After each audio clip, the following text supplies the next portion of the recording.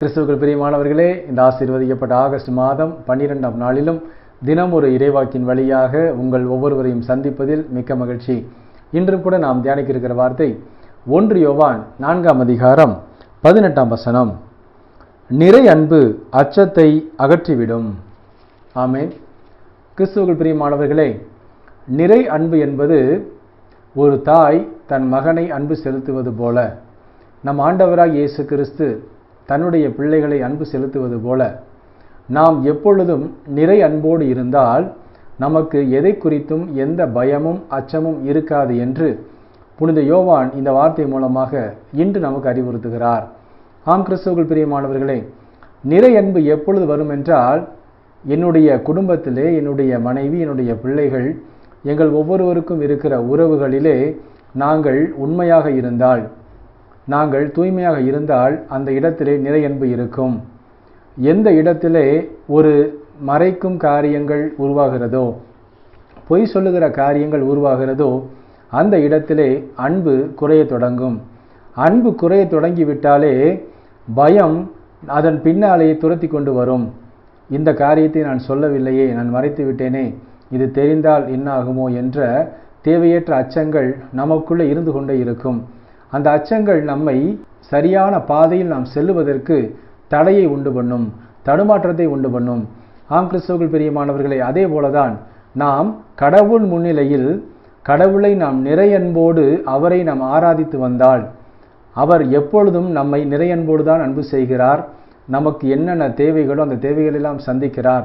அந்த தேவைகளையெல்லாம் பெற்றுக்கொண்ட நாம் நன்றி உணர்வோடு அவரை முழு உள்ளத்தோடு நாம் அன்பு செய்ய தொடங்கினால் போதும், நமக்குள்ளே எந்த பாவ எண்ணங்களும் முரட்டாட்டங்களும் எந்த சோம்பல்களும் நமக்குள்ளே இருக்காது. நம்மை அறியாமலே நாம் கடவுளுக்கு உண்மையுள்ளவராக மாறத் தொடங்குவோம். கடவுளுக்கு உண்மையுள்ளவராக இருந்தாலே போதும், நம் குடும்பத்தார், நம்முடைய நண்பர்கள், உறவினர்கள் அனைவர் முன்னிலையிலும் நாம் ஒரு தூய வாழ்க்கை வாழ முடியும், ஒரு உண்மையான வாழ்க்கை வாழ முடியும். உண்மை எந்த இடத்தில் இருக்கிறதோ அந்த இடத்திலே நிம்மதியும் சமாதானமும் இருக்கும். எந்த பயங்களும் அச்சங்களும் தடுமாற்றங்களும் இருக்காது. ஆம் கிறிஸ்துவுக்குள் பிரியமானவர்களே, இன்றும் கூட உங்கள் ஒவ்வொருவருடைய வாழ்க்கையிலும் இது போன்ற ஏதோ ஒரு காரியத்திலே உங்களுக்கு குழப்பமோ அச்சமோ இருந்தால் அதற்கு என்ன காரணம் என்பதை நீங்கள் தனிமையாக உட்கார்ந்து யோசித்து பாருங்கள். அப்படி யோசிக்கும் பொழுது ஆவியானவர் தாமே உங்களோடு பேசுவார்.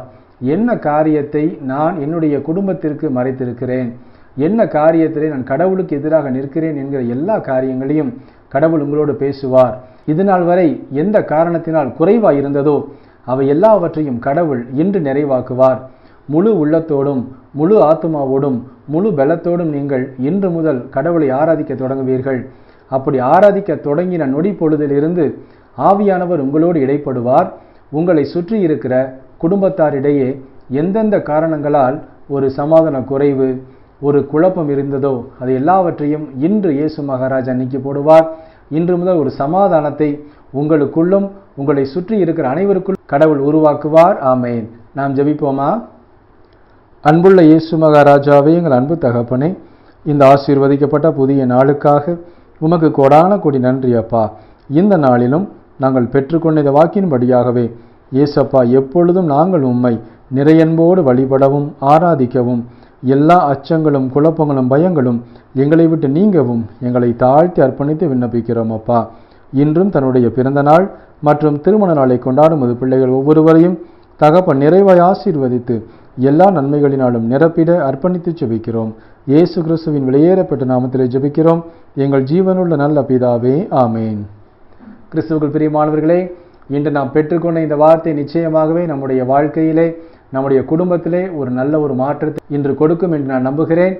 கடவுளை எப்பொழுதும் நம்பியிருப்போம், முழு உள்ளத்தோடு அன்பு செய்வோம். மீதி எல்லாவற்றையும் கடவுள் நமக்கு நன்மையாக மாற்றி போடுவார். ஆமேன். God bless you.